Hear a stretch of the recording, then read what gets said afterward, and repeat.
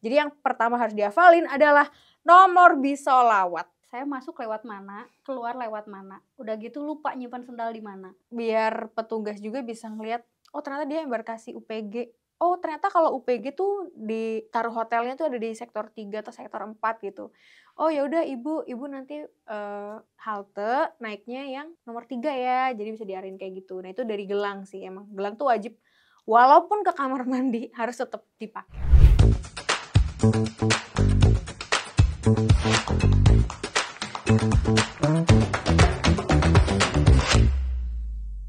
Halo sahabat kompas.com. Nah, sekarang kan udah mulai musim haji nih. Ada 241.000 jamaah haji Indonesia yang akan pergi tahun ini. Dan itu adalah terbanyak sepanjang sejarah Indonesia memberangkatkan jemaah haji. Nah, tentunya kan di Arab Saudi itu pasti banyak banget lah. Nanti jemaah haji Indonesia akan berkumpul dengan jamaah haji di seluruh dunia. Nah, tapi kalau ngelihat tahun lalu ada banyak yang nyasar. Nah, belum tentu juga nih tahun ini bisa bebas nyasar karena kan kayak Masjidil Haram itu kayak 1000 pintu gitu loh. Nah, kebetulan hari ini saya mau ngobrol sama Abel dari Kompas TV. Beliau itu, atau aku nyebutnya kamu ya Bel ya. Nah, dia itu Abel tahun lalu jadi petugas haji dari tim Media Center Haji yang bertugas di Mekah. Bel, bagi tips dong Bel, gimana nih caranya biar gak nyasar di Masjidil Haram? Oke, sebelumnya, halo sahabat kompas.com, aku Abel dari Kompas TV yang tahun 2023 kemarin berangkat menjadi media center haji, jadi salah satu petugas media center haji, dan kebetulan aku di titik daerah kerja Mekah.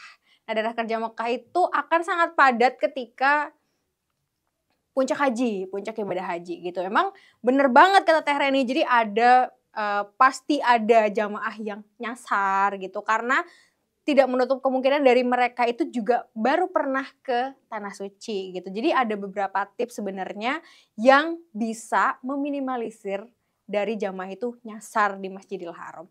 Tapi yang pertama nggak cuma di Masjidil Haram aja Teh, tapi dari hotel ke Masjidil Haram aja kadang tuh nyasar gitu.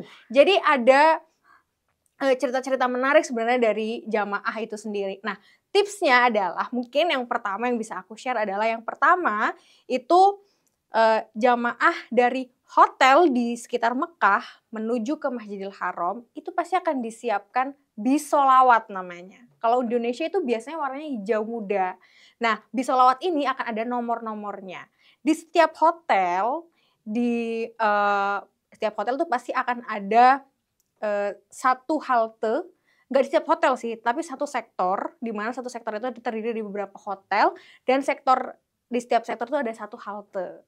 Nah, jamaah bisa nunggu untuk bisnya itu di halte itu. Tapi harus dihafalin dulu nih, dihafalin nomor bisnya. Misalnya, kalau dia ada di sektor 4 misalnya, atau sektor 3 misalnya, dia harus pakai bis yang nomornya 4.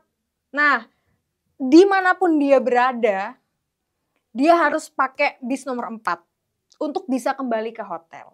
Jadi, perjalanan dari jamaah haji, hotel misalnya sektor 4 dan harus pakai bis nomor 4, itu pulangnya juga harus pakai bis nomor 4 lagi.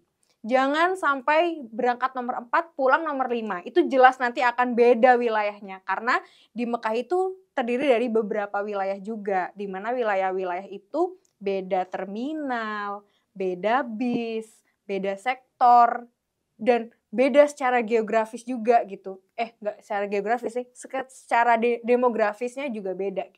Jadi yang pertama harus dihafalin adalah nomor bis sholawat. Nomor 4, pulangnya nomor 4. Nomor 5 berangkat, pulangnya nomor 5. Gitu. Itu yang pertama Teh. Yang kedua, kalau misalnya dari jamaah udah nyampe di Masjidil Haram, itu kan ada 3 terminal. Nah, terminal-terminal ini juga harus dihafalkan.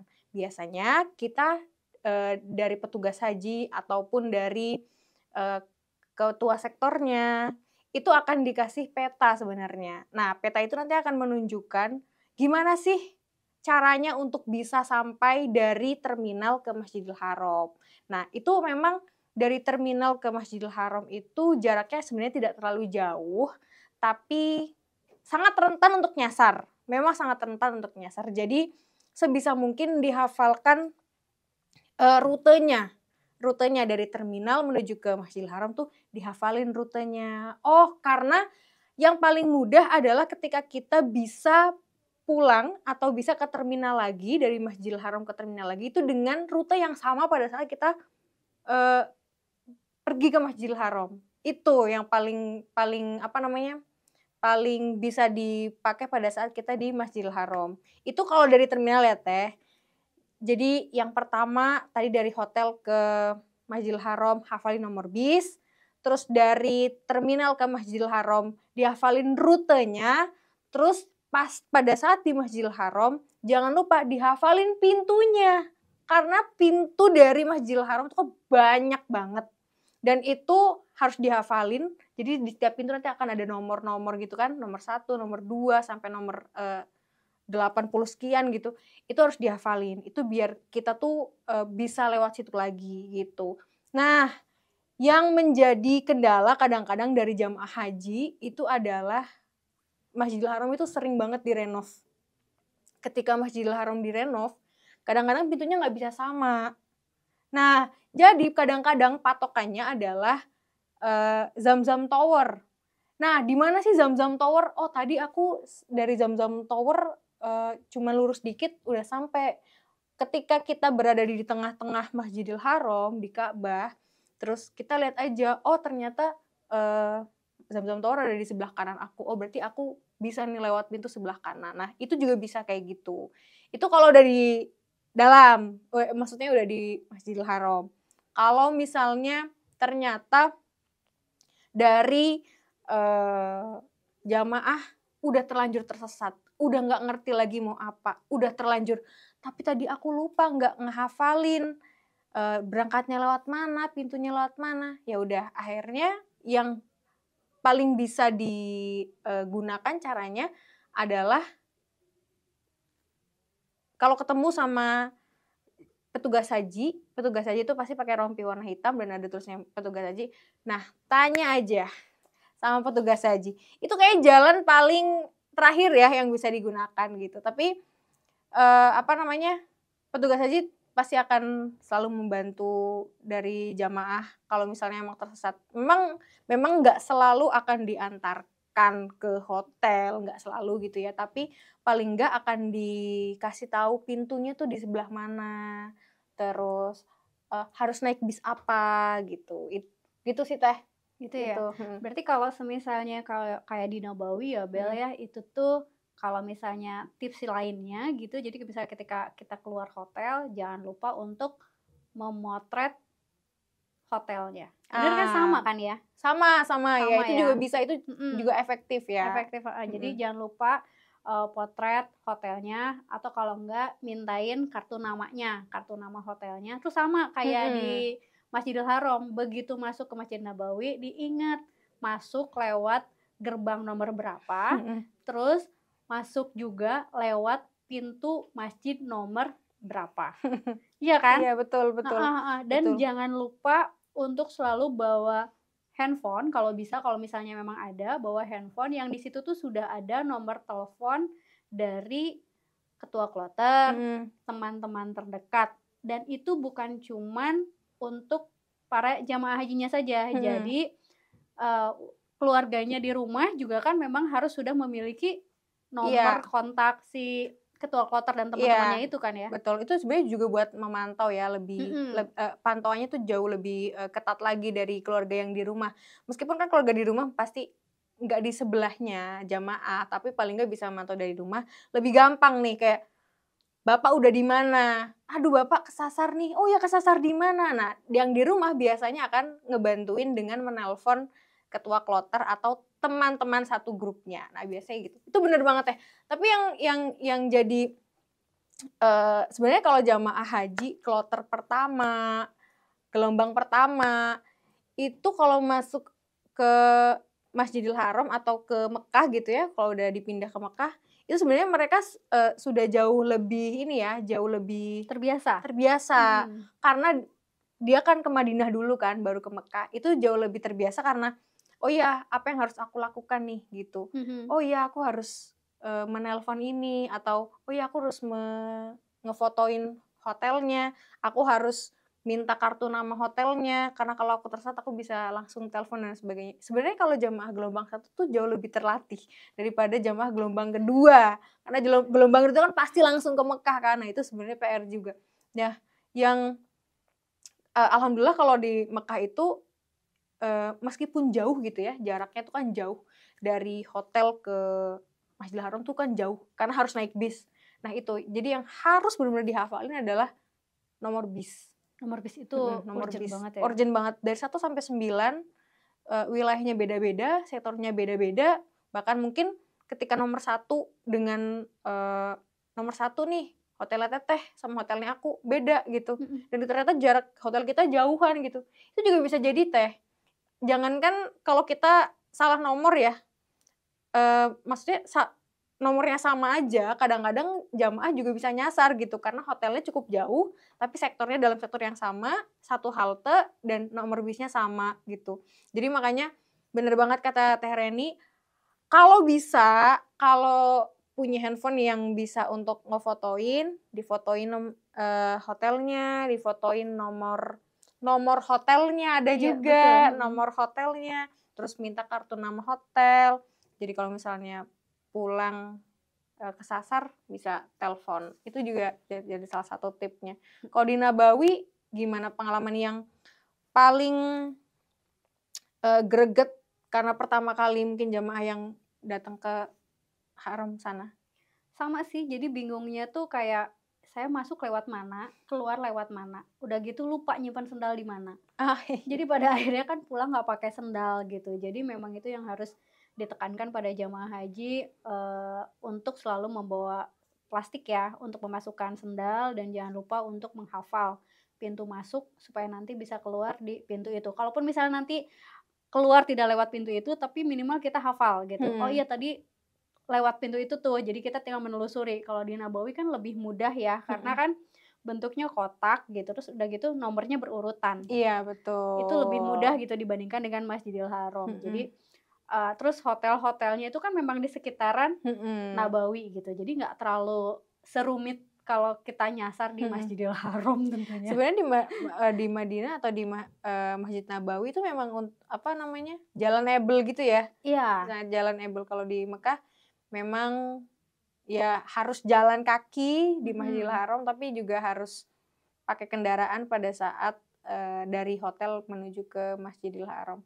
Yang paling krusial juga sebenarnya jamaah berpotensi tersesat itu setelah mereka melakukan ini, apa namanya, Tahallul. tahallul setelah Safa Marwah. Jadi mereka tuh akan selalu beda ketika masuk lewat pintu mana, pasti pulangnya akan lewat Safa Marwah kan. Itu pintunya pasti beda gitu. Nah, itu yang aku bilang tadi. Jadi ketika, berangkatnya misalnya lewat pintu 1, masuknya lewat pintu 1, terus, keluarnya ternyata di pintunya Safa Marwah, itu bisa lihat ini, apa namanya, toilet. Jadi di sana tuh ada toilet-toilet Teh. Jadi kayak 5 toilet gitu, itu kadang-kadang juga sebagai penanda atau tempat berkumpulnya orang-orang kalau misalnya tersesat, "Aku di toilet 5 ya." Karena toiletnya besar gitu, jadi bisa ketemu di situ. Atau yang tadi aku bilang di Zamzam Tower.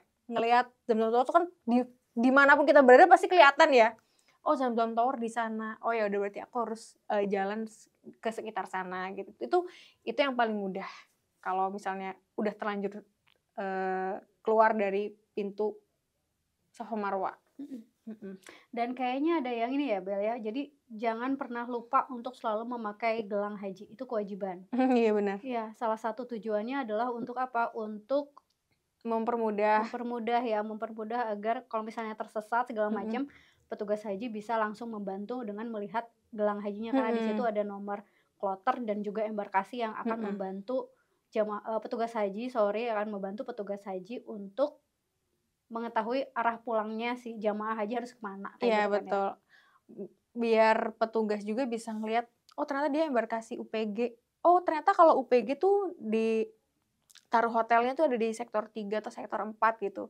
Oh ya udah ibu nanti ke halte naiknya yang nomor 3 ya, jadi bisa diarahin kayak gitu. Nah itu dari gelang sih emang, gelang tuh wajib walaupun ke kamar mandi harus tetap dipakai. Pakai. Makanya harus digepasin aja ya Iya, kayaknya. Lebih kan itu si gelang bisa dikecilin ya. bisa dikecilin bisa digedein. Heeh, Kalau gede kadang-kadang bisa gampang dicopot. copot sih. Orang tuh kadang gatel ya kalau nggak terbiasa pakai gelang, Mhm. terus pakai gelang tuh pasti akan pengennya dicopot terus kan. Mhm. Emang harus lebih diterapin aja biar susah dicopot gitu. Karena sekali dicopot lupa udah. Kadang-kadang dia ke kamar mandi aja tersesat, nanti pulangnya nggak tahu kemana, karena mungkin udah lansia juga, terus pakai bahasa daerah juga. Nah petugas kadang daerahnya nggak sama jamaah. Jadi ini gimana ya caranya untuk ngasih tahu ibu bahwa kita tuh miskomunikasi nih karena bahasa daerah kita beda. Nah itu biasanya juga dari petugas bakalan manggil petugas lain yang daerahnya sama. Kayak misalnya aku ketemu sama orang Sunda, aku nggak bisa bahasa Sunda, aku akan manggil teteh, teh tolongin gitu. Itu juga salah satu tips, tapi tips untuk petugas ya. Itu tips untuk petugas. Tips untuk petugas, benar. Kalau di Nabawi Nabawi gimana sama prosesnya? aja sih. Jadi kalau misalnya memang udah mentok nih, bingung kemana, biasanya diarahin ke sektor khususnya. Sektor khusus untuk yang isinya linjam-linjam kayak begitu. Kayak gitu sih. Ada sektor khususnya ya. Sektor khusus Nabawi namanya. Oh, oke. Kalau dari tempat aku, maksudnya di Dakar Mekah tuh ada linjam-linjam yang berkumpul di situ. Cuma ya tetap aja ya, mereka ngumpulnya tuh di tempat yang luasnya minta ampun, sama aja gitu. Menurut aku tuh mereka tuh bener-bener setiap hari kepanasan apa segala macem gitu, tapi jamaah untuk jamaah dari Masjidil Haram menuju ke tempat linjam itu cukup jauh juga dan bisa nyasar juga. Iya sih. Jadi memang petugas tuh pasti akan di standby nyebar di seluruh Masjidil Haram gitu, di setiap sudut pasti ada petugas. Jadi sebenarnya alhamdulillah lah jadi jamaah Indonesia tuh karena di mana-mana ada petugas Haji Indonesia. Benar. Bahkan petugas Haji Indonesia aja nggak cuma bantuin orang Indonesia, tapi bantuin orang dari negara lain gitu. Itu hebatnya sih. Iya, luar biasa ya.